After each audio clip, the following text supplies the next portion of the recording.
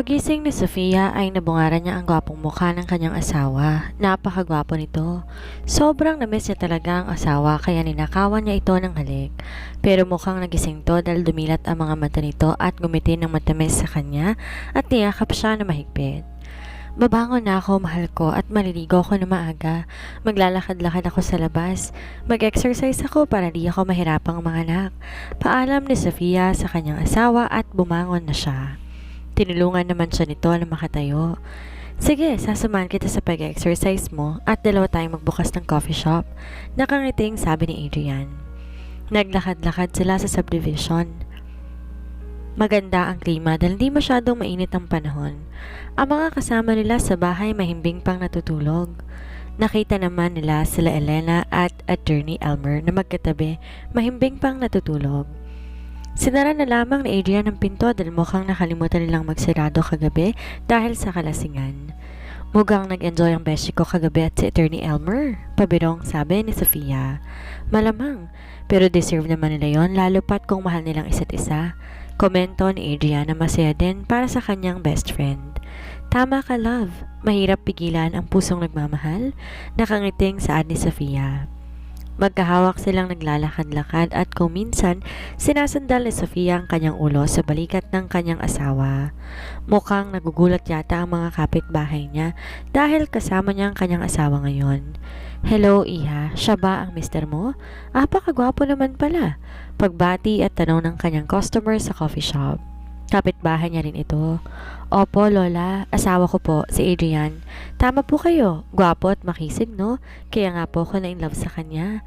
Pabirong sagot ni Sofia at nagkaakbay pa kay Adrian. Ang galing mo ngang pumili, Iha. Parang artista at modelong asawa mo. Nakangiting komento ng matanda na kinikilig pa sa kanilang dalawa. Maraming salamat po, Lola.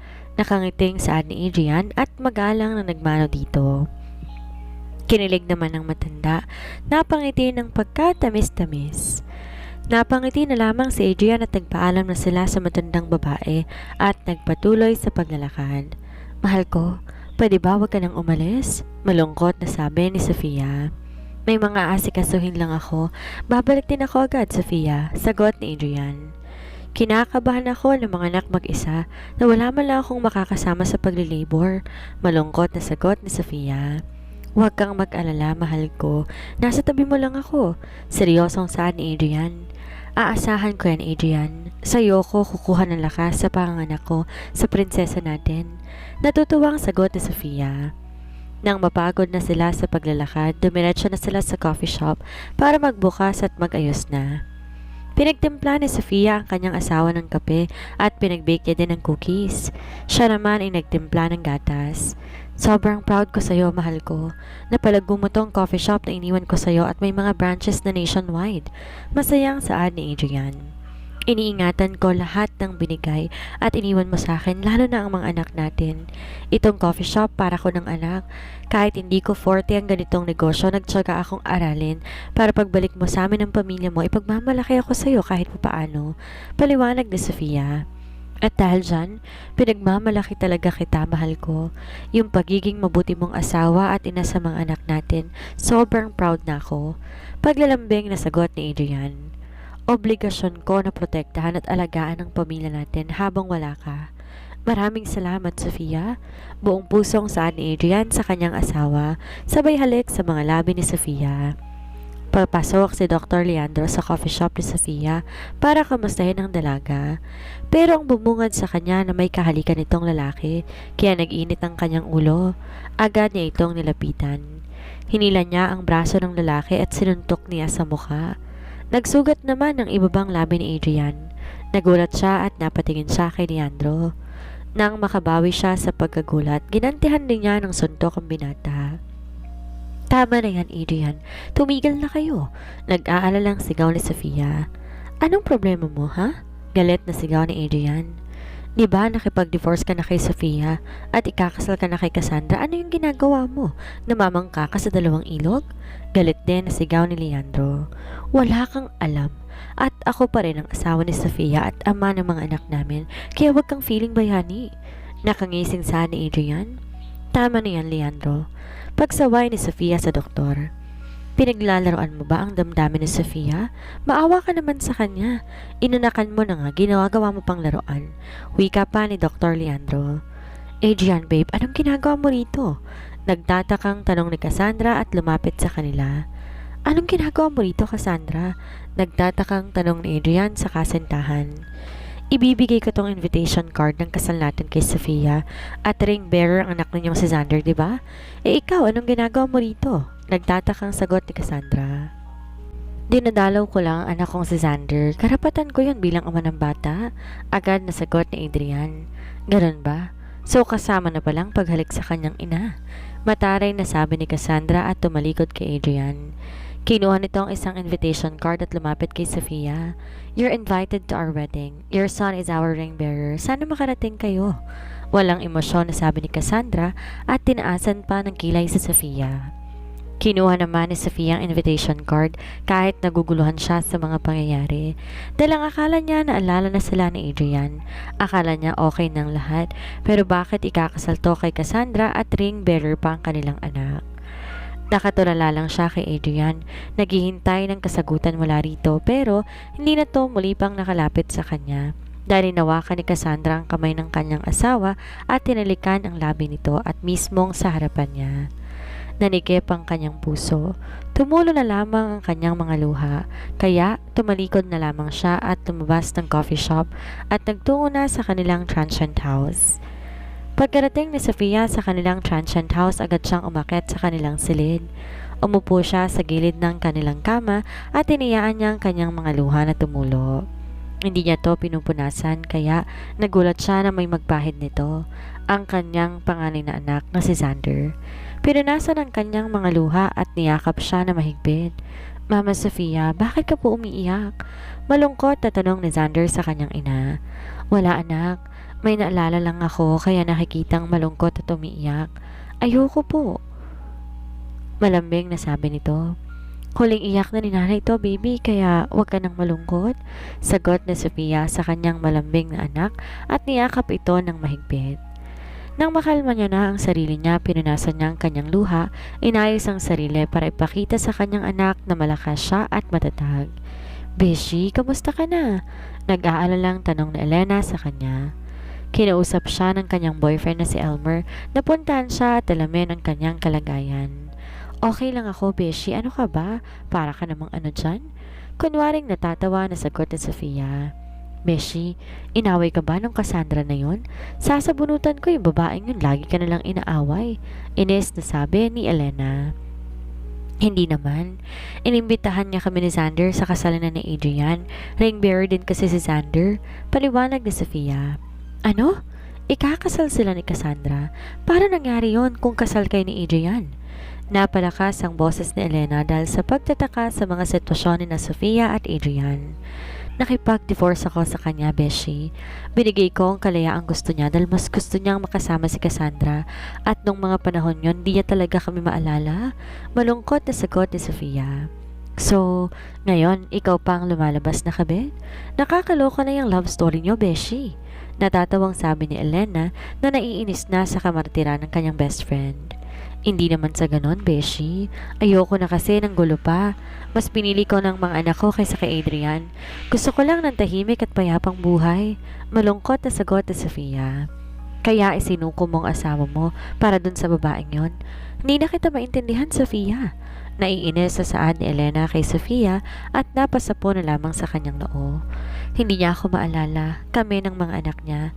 Nakiusap siya sa akin na kalimutan ko na siya at magkanya-kanya na kami ng buhay. At pumayag ako. Nag-divorce kami at binili ko ang shares na binigay niya sa amin ni Xander.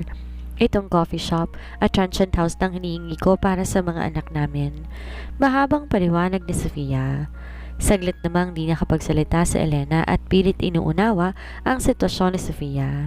Naguguluhan din siya sa mga nangyayari. Ano nangyari sa ospital? Bakit paglabas nyo ay okay naman kayo ni Adrian at parang bumalik naman siya sa dati?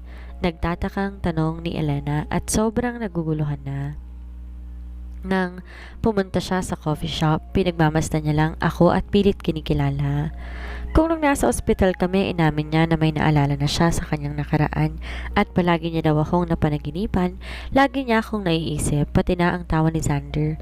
Kaya nakiusap siya sa akin na tanggapin ko siyang muli at hayaan na po unti-unti niyang maalala ang lahat. Pagpapaliwanag muli ni Sofia. Nauunawaan ko na, Beshi. Siyempre, mahal mo ang asawa mo kaya natural lang na unawain mo ang kanyang sitwasyon. Malungkot na sabi ni Elena sa kanyang Beshi at niyakap niya ito ng mahigpit. Oo, Elena, ganun na nga. Kaya pilit ko lang inuunawang kanyang sitwasyon dahil gusto ko mabuo ang aming pamilya. Umiiyak na saad ni Sofia at di niya na napigilan na humikbi pa. Inalok na lamang siya ni Elena at sumenyas kay Attorney Elmer na kumuha ng tubig para ipainom kay Sofia para kumalma ito kahit papano. Tahan na, Beshi.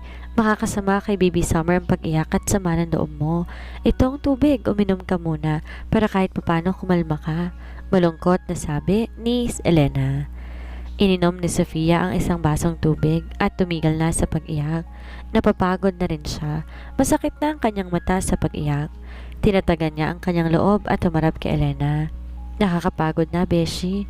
Umaasa ako na maayos pa namin pero ikakasal na pala siya kay Cassandra. Siguro pababayaan ko na sila. Ang Diyos na lang bahala sa mga susunod pang mangyayari. Malungkot na sabi ni Sofia at gumiti na lamang ng may pait. Tama ka, Sofia. Ang mahalaga nasa iyo ang mga anak mo at kapiling mo sila. Ang mga anak hindi napapalitan, pero ang asawa marami ka pang pwedeng ipalit kay Adrian. Pabirong sabi ni Elena para pangitiin ang kaibigan. Alam niyang sobrang bigat ng dinadala nitong problema, pero pinipilit itong maging matatag para sa kanyang mga anak. Maraming salamat, Beshi, kasi mula umpisa hindi mo ko iniwan at pinabayaan. Pagpapasalamat ni Sofia sa kanyang matalik na kaibigan na palaging nandyan sa kanyang tabi para suportahan at tulungan siya. Siyempre naman, no? Para saan pa't naging mag-best friends tayo, di ba? Malambing na saad ni Elena at gumiti ng pagkatamis-tamis. Nang makita ni Sofia ang ngiti ng kanyang best friend, nawala kahit papano ang kanyang mabigat na problema. Alam niyang ito lang kakampi niya at kaagapay sa mga pagsubok niya sa buhay. Miss Sofia, nandito rin ako para sa inyo ni Xander. Kahit na mag-best friend kami ni Adrian, sa'yo pa rin ang boto ko. Natatawang sabi ni Attorney Elmer at lumapit sa kanila. Yumakap siya sa dalawang mag-best friend. Maraming salamat, Attorney Elmer, saad ni Sofia. Nagpasama si Sofia sa kanyang best friend na si Elena at kasintahan nitong si Elmer para sa pamimili ng mga susuotin ni Xander sa kasal ng kanyang Daddy Adrian. Dito na lamang sila sa mall mamili ng pagmamayari ni na Adrian dahil di na rin siya pwedeng magbiyahe pa ng malayo dahil ngayong linggo na ang kanyang due date. Si Dr. Leandro naman nagpumilit na sumama sa kanila kaya hindi na lamang siya tumanggi. Masaya na siya sa sitwasyon nila ni Adrian ngayon dahil tanggap niya na ikakasal na to kay Cassandra. Hindi naman kinalimutan ni Adrian ang kanyang obligasyon sa kanilang mga anak, lalo na sa kanilang paglabas pa lang na prinsesa. Nakahanda ng lahat ng kanyang gamit sa panganganak. Sasagutin din ito lahat ng expenses sa kanyang panganganak, kahit pa tinanggihan niya ito dahil may ipon naman na siya at ayaw nang manghingi pa ng tulong sa dating asawa. Pumasok sila sa isang sikat na boutique sa loob ng malaki at sikat na mall. Nagsimula silang maghanap sa kids section at nagsimula na rin silang sukatan si Xander. Ito, baby Xander, babagay sa iyo itong white na polo at tuxedo. Nakangiting saad ni Dr. Leandro kay Xander. Oo nga anak, bagay sa iyo ito, isukat mo na. Nakangiting sabi ni Sofia. Sige po, Daddy Leandro, isusukat ko po at maganda po. Magalang na sagot ni Xander. Sweetheart, Sofia, ako nang sasama kay Xander sa cubicle para isukat tong mga damit. Paalam ni Dr. Leandro at tinawakan ng mga kamay ni Xander para isama ito sa pagsusukat sa cubicle. Nagulat na nga lamang ang doktor nang may humarang sa kanila ni Xander at masama ang tingin sa kanya ng taong ito. Daddy Adrian, sobrang na-miss po kita. Masayang sigaw ni Xander at sabik na yumakap sa kanyang ama. I miss you too, anak. May dala akong damit at isusukat mo. Malambing na saan ni Adrian sa anak. Sige po, Daddy Adrian. Excited na sagot ni Xander at kinuha ang paper bag na iniabot ng kanyang ama. May reklamo ka ba, Dr. Leandro? Sasabihin ko lang sa'yo, ako ang nag-iisang ama ni Xander. Huwag kang nag-feeling dyan. Aroganteng saad ni Adrian. Napalingon naman sila Sofia, Elena at Adele ni Elmer dahil narinig din nila ang pagsigaw ni Xander sa pangalan ng kanyang Daddy Adrian. Natulala si Sofia na makita niya ang dating asawa at napakagwapo nito sa suot na white polo at black slacks na pinatungan pa ng navy blue na coat. Nakapamulsa itong lumapit sa kanila habang hawak ang kamay ng kanilang anak. Hi! Simpleng bati ni Adrian sa kanila. Hello pare! Naghahanap kami ng isusuot ni Xander. Paliwanag ni Attorney Elmer. May nakahanda na ako na ipapasuot sa kanya, sagot ni Adrian. Binaling naman ni Adrian ang tingin kay Sofia at sumanya sa sumunod sa kanila para samahan ng kanilang anak sa pagsusukat ng mga damit. Tumango na lamang si Sofia, sumunod sa kanyang mag-ama na nagtungo na sa fitting room. Nagulat na lamang siya nang muling humarap sa kanya si Adrian at may iniabot itong paper bag. Isukat mo rin yan, Sofia, para naman di magmukhang kakaibang ex-wife ko. Bigati ng aking mga bisita. Aroganteng saad ni Adrian at tumalikod na sa kanyang asawa. Napangiti na lamang si Adrian na makitang nakasimangot si Sofia. Ang yabang, kala mo naman kung sino makapagsalita. Ay, nakakasira ng araw. Bulong na Sofia sa kanyang sarili at kinuha niya ang damit na inaabot ni Adrian sa kanya. Na makita niya ang damit, napakaganda nito. Hindi dress kundi gown na pang bride at parang pinasadya sa tulad niyang buntis. Napaka-elegante nito at napakaganda ng disenyo. Nag-aalangan siyang isukat ito dahil baka nagkamali si Adrian nang iniabot sa kanya. Di niya rin kaya na alisin ang kanyang maternity dress dahil nasa likod ang zipper nito. Ngunit, napapitlag siya na may kumatok mula sa labas ng cubicle. Are you done, mahal ko? Bulong ni Adrian sa pinto ng fitting room kung saan nasa loob si Sofia. Nagsalubong ang mga kilay ni Sofia. Tumaba ang puso niya nang marinig niya ang tinawag siya ni Adrian na mahal ko. Ay, sobrang natitense na siya sa presensya ng kanyang dating asawa. Napayoko na lamang siya. Hindi ko kayang isukat tong damit. Hindi ko maabot ang zipper sa likod ng dress ko. Mahinang saad ni Sofia. Nanlaki na lamang ang kanyang mga mata nang pumasok sa loob ng cubicle si Adrian. Turn around. I will help you fit that dress. Iritableng utos ni Adrian. Hindi naman nakagalaw pa si Sofia at kusa nang sumunod sa kanyang katawan sa utos ni Adrian. Tinanggal niya ang pagkakazipper ng kanyang maternity dress at muli siyang pinaharap nito. Kaya't nagtama ang kanilang mga mata at malayang pinagmasdan ni Adrian ang mga mata niya. You make me crazy, mahal ko. I miss you so much. Bulong ni Adrian sa kanyang asawa. Kaya, muling napatulala si Sofia sa dating asawa at nagulat na lamang siya nang ilapit ni Adrian ang mga labi nito sa kanyang labi. Di na nakatiis pa si Adrian at lumapat na lamang ang labi niya para halikan ng kanyang nalilitong asawa.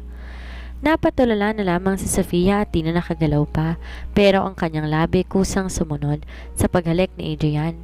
Pero bigla niyang naisip si Cassandra at naisip niya mali ang kanilang ginagawa dahil ikakasal na ang mga ito. Kaya naman siya ay napadilat at agad niyang tinulak si Adrian. Mali itong ginagawa natin. Ikakasal kay Cassandra, Adrian. Masakit ang maloko at babae din ako. Pagdadahilan ni Sofia kay Adrian. I'm sorry, my Sofia. I'm just scared away. Tutulungan na kitang isuot ang gown mo. Nakayoko na saan ni Adrian. Isusuot ko na ba talaga to, Adrian? Parang ako yung ikakasal dahil napaka-elegante at ganda nitong gown na pinapasuot mo sa akin. Pagtatakang tanong ni Sofia at magkasalubong pa ang kilay. Simple lang para sa aming mayayaman. It's just a normal dress. Remember, ring bearer ang anak ko sa kasal ko kaya ayoko na makita ng mga bisita ko na mukhang basahan at gusgusin ng ex-wife ko. Nakangisi at mayabang na sabi ni Adrian. Di okay. Kayo nang mayaman at ako nang mahirap. Madali akong makontento sa mga bagay na meron ako. Inis na sagot ni Sofia at nauna nang lumabas sa fitting room ng boutique. Napailing na lamang si Adrian. Sorry mahal ko kung nasaktan kita, pero pangako, babawi ako sa'yo kapag natapos itong problemang to. Malungkot na saan ni Adrian sa sarili. Wow, Beshi, ang ganda mo naman sa suot mo. Hindi halatang malapit ka ng mga anak. Manghang saan ng kanyang best friend. Ikaw ba ang ikakasal, Miss Sofia? Pabirong sabi ni Attorney Elmer at gumiti pa kay Sofia. You are so gorgeous, my Sofia. Ikaw ang bride ko at ako ang groom mo. Malambing na saan ni Dr. Leandro at tinawakan pa ang kamay ni Sofia pero napalingon sila sa papalapit na si Adrian at madilim ang mukha. Konting respeto naman sa ex-husband. Hindi mo pwedeng lambingin sa harap ko ang wife ko, lalo nang hawakan kahit anong parte ng katawan niya hanggat hindi pa ako na ikakasal sa iba. Galit na sabi ni Adrian kay Dr. Leandro at nakipagsukatan pa ng titig sa mata ng doktor. You're so selfish naman, Adrian. Magpakasal ka na sa iba pero kinuha mo pa rin ang ex-wife mo. Divorced na kayo, di ba? Nakangising tanong ni Dr. Leandro kay Adrian at nakipagsukatan din ng tingin dito. I don't care. Basta ayoko na hinahawakan mo siya. Daddy Adrian, Mama Sofia, look at me po. Ang ganda po ng suot ko, di ba? Biglang sabi ni Xander at lumapit sa kanyang mga magulang. Yes, baby. You're so handsome like your daddy. Nagulat din sabi ni Sofia. You look like me, son. It runs in our blood to have good looks. Maangas na sabi ni Adrian at ginisihan niya ang doktor. Have good looks but have bad attitude? Nakangising sagot ni Dr. Leandro. Piko na tinitigan na masama ni Adrian at gusto niya na tong saktan pero nagtiis siya. Naramdaman ni Sofia ang tensyon kaya naman inaya niya si Adrian na tulungan na siyang magpalit ng kanyang damit sa fitting room. Kahit naman gusto niyang iwasan si Adrian pero ang puso niya patuloy na minamahal ang kanyang asawa kahit sabihin pa niyang tanggap niya ng ikakasal na ito pero nandun pa rin ang sakit sa puso niya. Matuloy kaya ang kasal ni Cassandra at Adrian? At dito na po nagtatapos ang kabanata ng ating kwento. Please like, share, and subscribe for more. Maraming salamat po.